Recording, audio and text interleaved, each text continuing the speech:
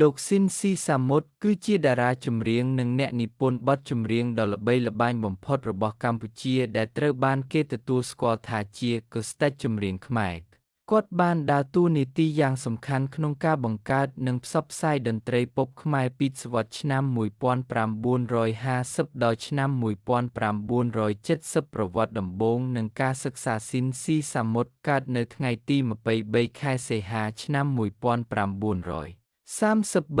ទោះបីជាមានប្រភពខ្លះថាឆ្នាំ1932ឬ1935ក៏ដោយ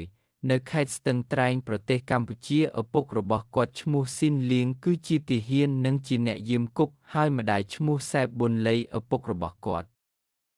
បានទទួលមរណភាពតាំងពីគាត់នៅក្មេងហើយម្ដាយរបស់គាត់ក៏បានរៀបការសារជាថ្មីស៊ីនស៊ីសាមុតបានបង្ហាញទេពកោសល្យផ្នែកតន្ត្រីតាំងពីក្មេងដោយរៀនលេងឧបករណ៍ខ្សែនៅអាយុ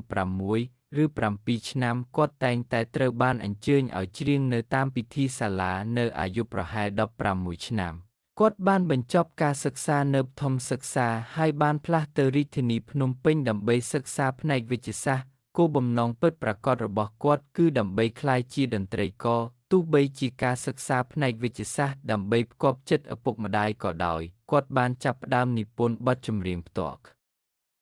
លួននៅជុំវិញពេលនេះអាជីពតន្ត្រីស៊ីនស៊ីសាមុតបានបញ្ចប់ការសិក្សាផ្នែកវិទ្យាសាស្ត្រនៅឆ្នាំ1953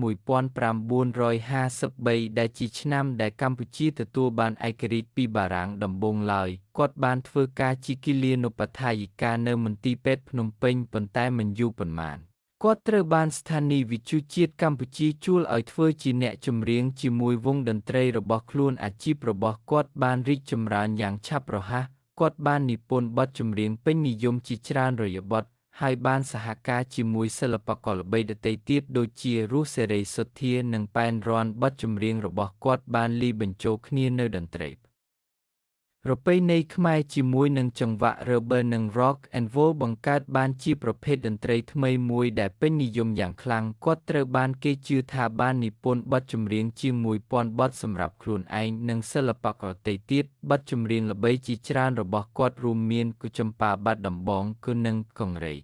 ជាដើមមរណភាពស៊ីនស៊ីសាមុតបានបាត់ខ្លួនក្នុងរបបខ្មែរក្រហមនៅប្រហែលឆ្នាំ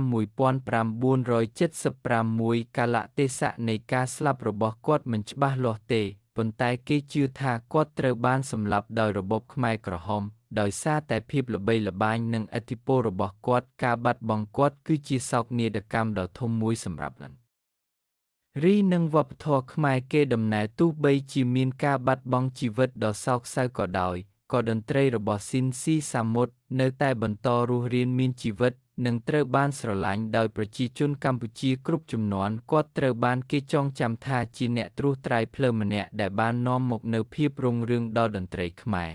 និងបានបន្សល់ទុកនូវកេរដំណែលតន្ត្រីដ៏អស្ចារ្យមួយបទចម្រៀងរបស់គាត់នៅតែត្រូវបានចាក់ផ្សាយជាញឹកញាប់និងត្រូវបានច្រៀងឡើងវិញដោយសិល្បករជំនាន់ក្រោយតើអ្នកចង់ដឹងព័ត៌មានលម្អិតបន្ថែមអំពីបទចម្រៀងណាមួយរបស់លោកស៊ីនស៊ីសាមុតដែរឬទេ